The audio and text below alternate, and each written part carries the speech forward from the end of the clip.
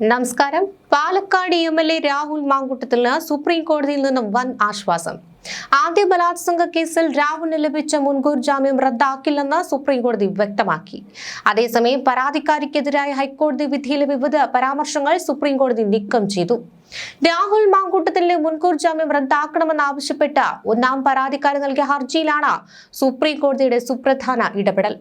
കേസിൽ കേരള ഹൈക്കോടതി നേരത്തെ രാഹുലിന് മുൻകൂർ ജാമ്യം അനുവദിച്ചിരുന്നു. ഇത് ചോദ്യം ചെയ്തുകൊണ്ടാണ് അതിജീവിത പരമോന്നത നീതിപീഠത്തെ സമീപിച്ചത്.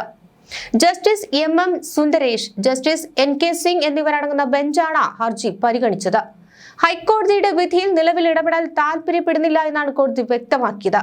ഇതോടെ രാഹുലിന്റെ ജാമ്യം സുരക്ഷിതമായി.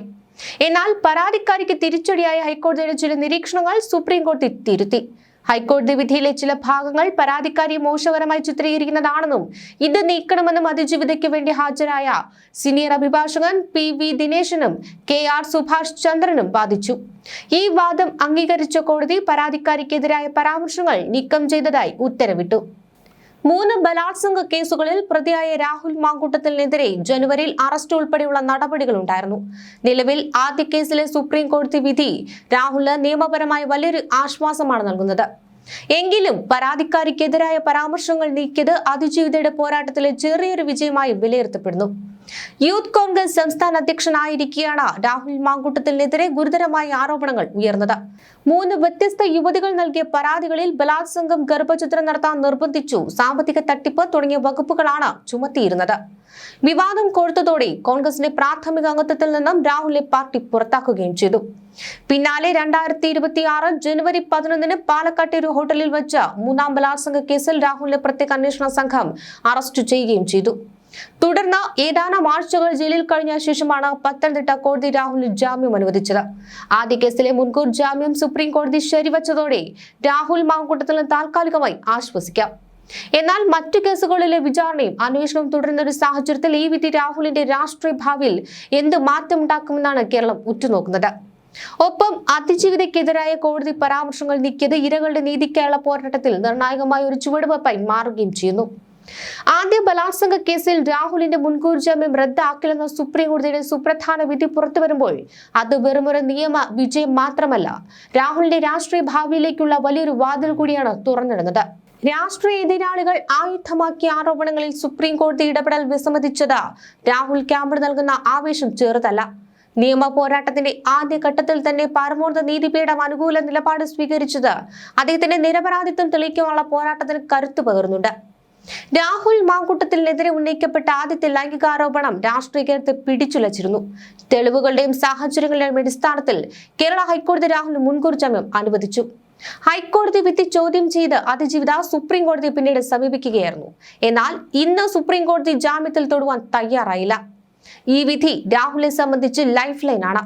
ആരോപണങ്ങളുടെ പേരിൽ പാർട്ടിയിൽ നിന്നും പുറത്താക്കപ്പെട്ട രാഹുലിന് കോടതിയിൽ നിന്നുള്ള ഓരോ അനുകൂല വിധിയും രാഷ്ട്രീയമായ റീ എൻട്രിക്ക് വഴിയൊരുക്കും.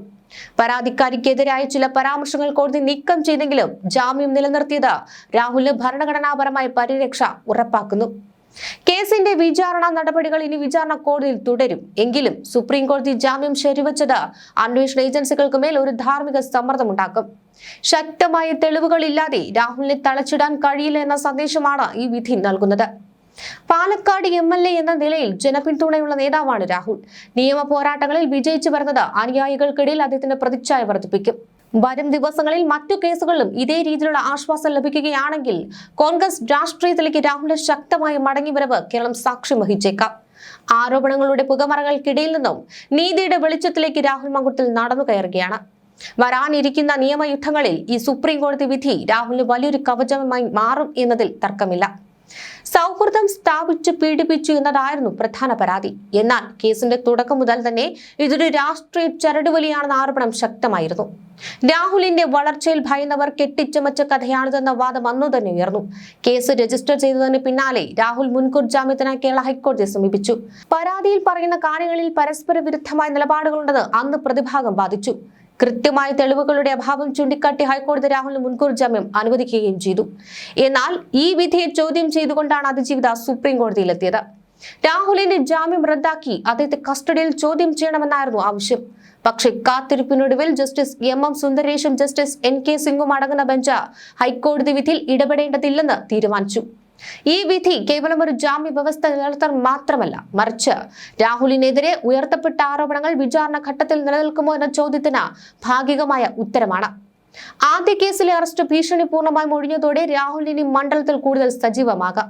പരാതിക്കാരിക്കെതിരായ ഹൈക്കോടതിയിലെ ചില വിവാദ പരാമർശങ്ങൾ സുപ്രീം കോടതി നീക്കം ചെയ്തുവെങ്കിലും രാഹുലിന്റെ സ്വാതന്ത്ര്യത്തിന് കോടതി തടസ്സം നിന്നില്ല എന്നത് രാഷ്ട്രീയമായി വലിയ നേട്ടമാണ്.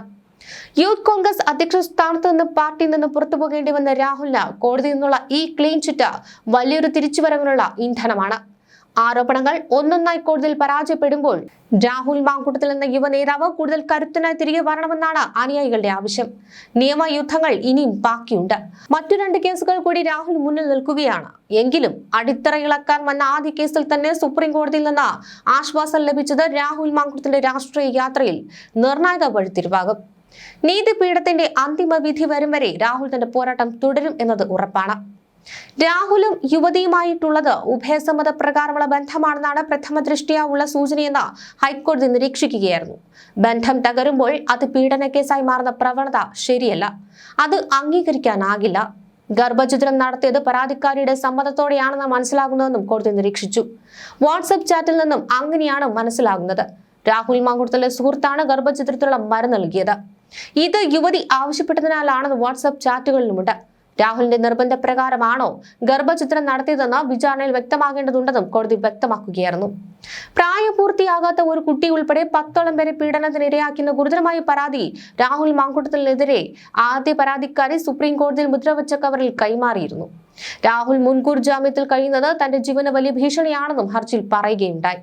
കീഴ്ക്കോടതിയുടെ നടപടികളെ രൂക്ഷമായി വിമർശിച്ച പരാതിക്കാരി ഹൈക്കോടതി ഈ കേസിൽ ഒരു മിനി വിചാരണ തന്നെ നടത്തിയെന്നും ആരോപിച്ചു.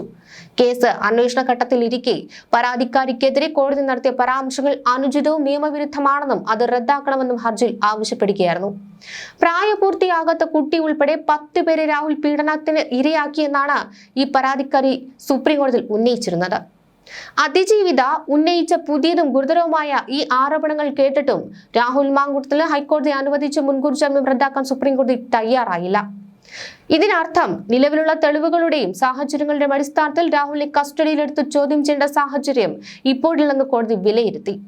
മുദ്രവെച്ച കവറിലെ ആരോപണങ്ങൾ ജാമ്യം റദ്ദാക്കൽ മാത്രമുള്ള അടിയന്തര കാരണമായി കോടതി കണക്കിലെടുത്തില്ല.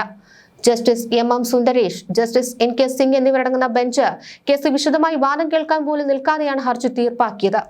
ഇതിൽ നിന്ന് മനസ്സിലാക്കാവുന്ന കാര്യങ്ങൾ ഹൈക്കോടതി എല്ലാ വശങ്ങളും പരിശോധിച്ചാണ് ജാമ്യം നൽകിയതെന്നും അതിൽ ഇടപെടേണ്ടതില്ല എന്നും സുപ്രീം കോടതി ഉറപ്പിച്ചു. പുതിയ ആരോപണം ഉന്നയിച്ചതുകൊണ്ട് മാത്രം ഒരാളുടെ വ്യക്തി സ്വാതന്ത്ര്യത്തിൽ ഇടപെടുവാൻ കഴിയുന്ന നിയമപരമായ നിലപാടായിരിക്കാം കോടതി സ്വീകരിച്ചത്.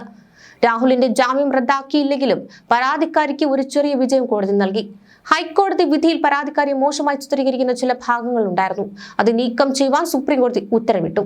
അതായത് പരാതിക്കാരിയുടെ വിശ്വാസ്യതയെ ചോദ്യം ചെയ്യുന്ന ഹൈക്കോടതിയുടെ നിരീക്ഷണങ്ങൾ ഇനി നിലനിൽക്കില്ല. രാഹുൽ മാങ്കൂട്ടത്തിന് ഇനി ഈ കേസിൽ അറസ്റ്റ് ഭീഷണിയില്ല. അദ്ദേഹത്തിന് ജാമ്യത്തിൽ തുടർന്ന് നിയമ പോരാട്ടം നടത്താം. ജാമ്യം ലഭിച്ചു എന്നത് കുറ്റവിമുക്തനായി എന്നർത്ഥമില്ല. പോലീസിന് അന്വേഷണവുമായി മുന്നോട്ട് പോകാം. മുദ്രവെച്ച കവറിൽ നൽകിയ പുതിയ ആരോപണങ്ങളിൽ സത്യമുണ്ടെങ്കിൽ അതിൽ പ്രത്യേക അന്വേഷണമോ നടപടികളോ വരും ദിവസങ്ങളിൽ ഉണ്ടായേക്കാം. കേസിന് വിചാരണ കോടതിയിലേക്ക് നീങ്ങും. അവിടെ തെളിവുകൾ നിരത്തി നിരപരാധിത്വം തെളിയിക്കുക എന്നതാണ് രാഹുലിന് മുന്നുള്ള വഴി. ചുരുക്കത്തിൽ അതിജീവിത ഉന്നയിച്ച ഗുരുതര ആരോപണങ്ങൾ രാഹുലിന്റെ ജാമ്യത്തെ ബാധിച്ചില്ല എന്നതാണ് ഇന്നത്തെ വിധിയുടെ ചുരുക്കം. ഇത് രാഹുലിന് വലിയൊരു നിയമപരമായ വിജയമാണ്.